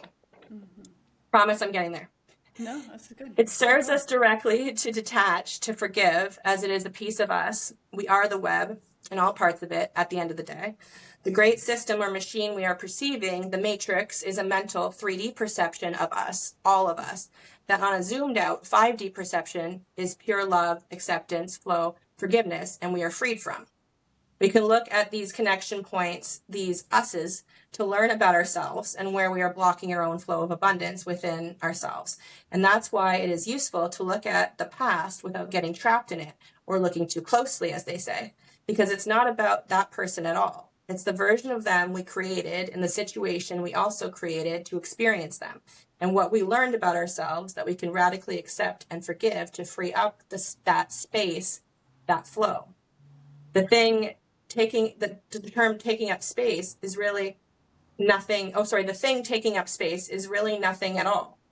I.e., space is so fitting as a word for this, because what is taking up the space is really just the lack of seeing through the higher dimension of perception, to see all the flow and all the spaces in between and all that truly exists there beyond what our eyes or our mental can see. So holding space is really just releasing judgment, observing with acceptance and grace, so that the 5D lens is opened up and the energy can become unblocked to flow where it needs or wants to go. Creating space within the self is accepting and forgiving more parts of the self to open up these channels. That's why we don't have to fill that space again with someone new, a new reflection of self through another, because ideally at some point we have all accepted, you've accepted all parts of you, and therefore all people, forgiven all, and therefore healed your core origin woundings, and you no longer have to experience reflections to show you where you are preventing your flow, tangling your web. Mm-hmm. And then, as a fun confirmation in the podcast I was listening to, he said weaver of webs at the same time that I was writing that. And so as a weaver, we just make people, like anyone who identifies with whatever, being a weaver resonates with that term, just make people aware of the parts of themselves they are not accepting, often through your own reflection or their version perception of you, and offer them the chance to forgive and accept this to free their own flow and their own web. This happening on a mass scale allows the 5D experience, heaven on earth, because when all webs flow interdependently, totally sovereign, freely, each person in their full power, in the center of this web, the whole grid, all webs combined, flow freely. When all flow freely, all are having the experience of heaven on earth together in the consensus reality. This is also why each of us can experience our own heaven on earth or be living in a 5D perception of earth independently prior to that. while others can be still in their own 3D perception, including suffering, like their own personal hell right next to us. This is where people living in 5D perception, part of that ever-expanding flowing grid, are truly living in a different version of Earth than those who are not. And that's the split. Mm-hmm. Making it to 5D is a unique and personal experience. Not everyone will, quote unquote, make it, but not because they are left behind, but because they've chosen to have that experience of Earth that is not expanded into that higher dimension of perception. And that is also okay. Perfect. Not better or worse, just a different choice for this game or incarnation. So, yeah, that was the breakthrough that the cards were talking about. And as I finished writing all of that and turned over and looked, there was a hummingbird on the bush fluttering right there, right in front of me, just la la la la la. And I just went, oh, there we go. big sigh. Like, there we go. thank you, hummingbird. Thank you for bringing that. Nice. Oh my God. Yeah. Yeah, was that like the start of Gemini season when this breakthrough was happening? Because I feel like Gemini season was a real breakthrough That was moment. only when did I get this tattoo? Last Friday? Oh yeah, we're in Gemini. Yeah, so that's like, fuck My new yes. tattoo. Oh yeah, I get to see it in person. Oh, so beautiful. You chose a really great design. Like Thank your you. And I got these little triangles in 444. That's like a 444. But I want finger tattoos next to. I'm like, oh, so many things. I want to. I already booked another appointment. I have the addiction now. It's like, Yeah, it's a so problem. good. Yeah, I want like more. I also need to. I want to get some of them ones I have like fixed a little bit. They're just Yeah. get rid of them. But I've evolved, and I feel like my artwork should too. And so Yeah. I'll find Yeah. a I feel person. like it's like it's such a good little snapshot into like who you were, everything at that point in time. Like for me, before I ever got any tattoos, I was like, no, because like I'm gonna change and then I'm not gonna want that anymore. And now like that I have them, I'm like, no, like that's beautiful. It's like a scrapbook of who I was. And like I'm personally never gonna get anything that's like so overtly like specific, that it's going to be like, oh, I absolutely hate this character in the show now. Like, why did I do that? Like, but so if it's like symbols and whatever, like, but it means something to you at that time, it's like, even if it's not that important to you later, like it's going to bring you back into that energy, each time. And you get to kind of like have that nostalgia and like that, on the canvas that is you, this scrapbook of your life. Mm-hmm. I fucking love tattoos. They are. It's like I always consider my skin a canvas. I'm like, okay, which is why I want the updated stuff. And I don't want to cover my whole body with tattoos, but I'm getting more. Like that's gonna be, whatever, something behind the ear probably. I'm also gonna change my hair. Like I just texted my hairstylist, and I'm like, because I only get my haircut every 4 months or whatever, because I can't. But I'm like, ooh. Oh yeah, the hummingbird behind your That's ear. the hummingbird behind my ear. Yeah. I love that design work. It's so great. So when I find my artist, I'll do it. But I'm gonna do it so that I'm gonna have shaved parts of my head Nice. somewhere. I think Yeah. and I didn't want to do a shaved head yet because I was like, I don't have the resources or the money that I really wanted to be able to keep up with it, because I know you have to do it because it grows in and it gets weird and whatever. And I was like, okay, I just won't do it now. But I've been thinking the past couple of weeks, I'm like, I think so loud. Anyway, I'm in a downtown. Anyway, so but I've been thinking about the past couple of weeks is like, what if I just try it out? And because I don't know if I'm going to like a shaved head. I think I will, because I'm going to do the sides or, whatever. But I don't, let me just try it. Who cares if I can't go every 4 or 6 weeks or whatever it is? Like, just see what you think. So next stream, maybe, well, I don't know, at the end of June, I'm going to try and do it.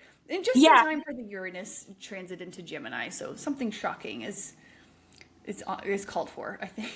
Well, with that too, like if you get one of those, like, a razor at home, like, and just have your own, like once they've done it the first time and you see, like you have that line, it's like you can do that by yourself and just keep it, so you don't have to go every like week or 2 weeks to keep it that low. Yeah. I love that you just said that, because I'm like, again, just being told like, you can do it yourself. And I'm sitting here meanwhile in this limitation, like, I can't do it. I have to go. Yeah, you can. Somebody does it first, you know. Yeah. All right, that's a good point. It's interesting because like uh, I was just reflecting on my hair journey where I've just started to finally let it part where it wants to, which is the middle. And I've not always hated my middle part, but like it's hilarious because I didn't realize the timing was when Pluto moved into Capricorn in like 2008 or whatever. And one of my friends did my hair and she started to part it on the side, like whatever on that. So I've been doing it ever since. I was like, ooh, a side part. I like that. So I kept doing it even though my hair doesn't want to do it. And half the time, like this one little strand would be out like this and it would look like shit, but I made it do it anyway. And I did it. Now that Pluto's in Aquarius, I'm like, fuck, I guess I'll just let it do what it wants. And so now I'm like, all right, fine. And it's just the hair journey, I think, especially with like the Aquarius, because Pluto is now in, you know, about to go over my sun and my south node and like my identity kind of stuff. And so I'm like, okay, where the hair Yeah. thing makes That sense to me time. now. And I'm gonna look like something from. I want to look like a fantasy novel character, just like a cool. I'm not a warrior, but my spirit is a warrior. But physically, I'm Yeah. just kind of like a, you know. But I'll look cool. You know, we'll see. I love And if I don't that. like it, Yeah. I don't like it. It's like Like, whatever. why not? Exactly. Like, look the way that you want to look. Like, if that is exciting, like, Yeah, why can't we look like fantasy characters? Why can't we, you know, there's we're no living. rules. There's no Yeah, rule. We've made the rules to we this. make the Like, rules we exactly. have this awesome, like, avatar character body that we get to, like, make Yeah, look like whatever we want, and we make them look all the same. Like, that's insane. Like, exactly. like, why are we not, yeah, Yeah, like, why are we not customizing?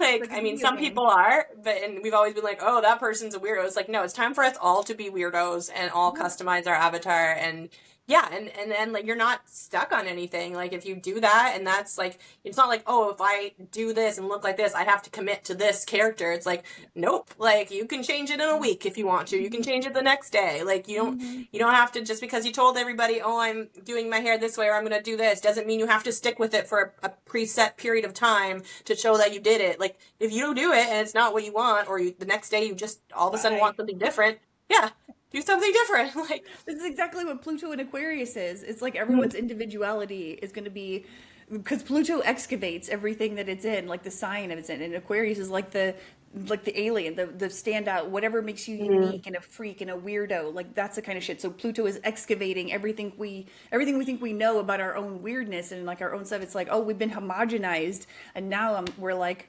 oh, we can be an individual and like look, you know, because part of me is that it has like a little bit of that imposter syndrome where I'm like, but I look safe now, or you know, whatever, or like Right, I I look, won't draw attention. Like, yeah. I don't want to draw attention, and now I'm like, oh, I might draw some attention. And honestly, that is what this new chapter is for me: is being way Yeah. more visible and filming myself and taking selfies and like doing shit that I would just, oh my god, roll my eyes like it's so stupid. I can't believe I'm doing it.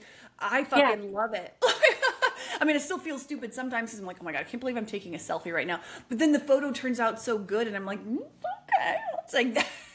Well, So like, I'm doing and it. trusting that you're still safe, like doing those Yeah, things and trusting that, like, you're still, like, if you still don't want people to see you, they're still not going to. If you do yeah. want people to see you, they will. Like, you have full control over that.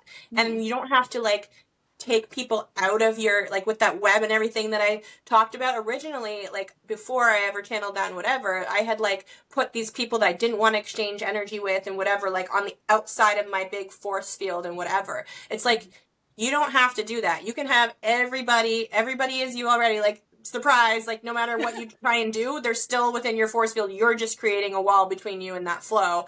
But like, you don't, it's all you. So you get control over what's seeing you, what's not seeing you, and you get control by, like, telling yourself that story. So again, if you tell yourself, oh no, everyone's going to see me now and they're going to hate me, well, that's what's That's going what's to gonna happen. happen. If you tell yourself, oh yay, everyone's gonna see me and see how boss I look and I look like I had this whole glow up, that's what people are gonna see. If you tell Hmm. yourself, nope, I'm still incognito, I don't want anybody to know that I'm here, but I just want to look like this for me, that's what's going Hmm. to happen. Like, Yeah. you decide. it's not just your character, it's your story.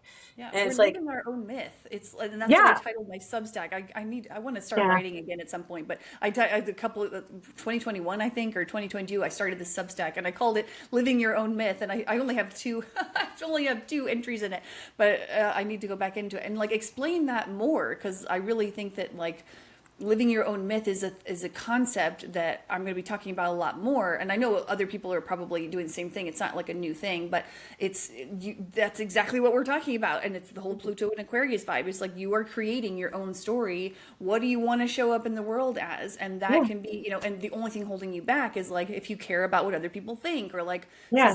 society tells you to do this or, whatever. It's like, what? So breaking out of that is going to be fun and live your own myth. Like I am in a pirate ship. Like I'm Dread Pirate KK. I'm this pirate queen, and my higher self is this, or my existence is this pirate ship and this space station, kind of like DS9, and Alexandria 2.0 is my little vibe on this stuff. Again, more sirens. You get to create your own. You're writing the movie script. Like, have some fun with it.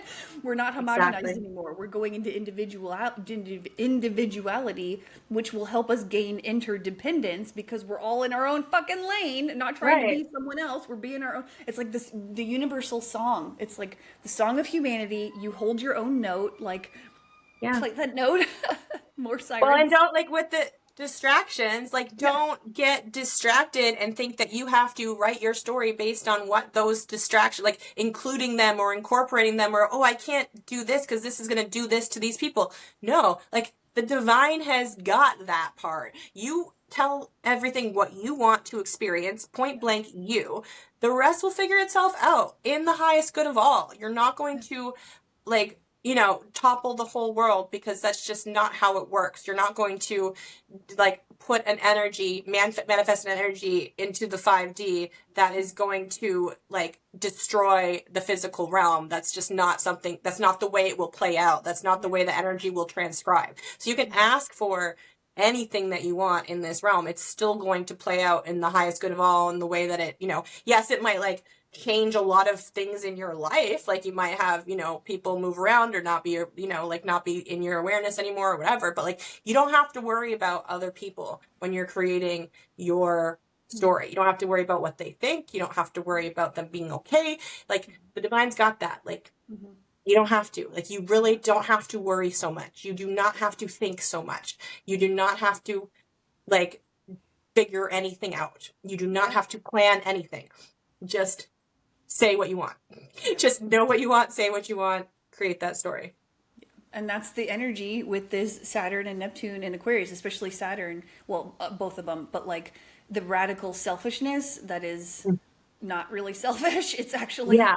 good for you to stop overthinking about other people. And that's what I would do. I noticed that where I try to manage other people's expectations or this or that. And we don't fucking have to do that anymore. And that's part And of you the South can't. Node Like, in you can't Virgo. control it. Like, so yeah. Exactly. Surrender and enjoy Exactly. yourself for Enjoy yourself. yourself. Because again, like, with Exactly. all these, with these webs that we are all clearing for ourselves, like, hey, when you clear yours and the connection between those things is open, you're flowing out to that. You're sending whatever it is just naturally, easily, without even thinking about it, wherever it needs to go in your web of connections. And, like, it's getting exactly what it needs. You don't have to know what it is, where it is, what time period it is, like, how much it is, like, how much energy it is, whatever. It's always reciprocal. It's always going to be exactly what they need. You're sending your healing that you've done. You're sending your lessons that you've learned. You're sending random extra energy, like, whatever it is, but you're just naturally sending it where, and, like, you don't need to know anything about it to be doing that and to be healing others. So yes, be selfish, be in the present moment, because, like, that's our superpower. Like, all our power is in the present moment. And when you are present like that with yourself and you have an awareness of this greater connection, that's when all of that power, you are that generator, you are that conduit, and everything is just flowing exactly perfectly where it needs to be from the power of that presence. So do that for yourself. Do whatever it is that gets you into that mode as much as you possibly can. If you're worried about giving back to other people or whatever, that's what you need to do. Get present in the moment with whatever works for you the best to do that. Be selfish about it. Be selfish about it. I fucking love it. That feels like a good note to end on. Yeah, we should. I Be guess we're getting selfish. long. We'll tie it up. Yeah, be selfish. Goodbye. That's that. All right, That was awesome. our work is done here. We light the building on fire as we're leaving it. Just be selfish. Pretty much. I'm kind of joking, but did you have any other? Because I'm like, No, oh, no, that feels good. that's a yeah. I love wrapping it up there. That is perfect.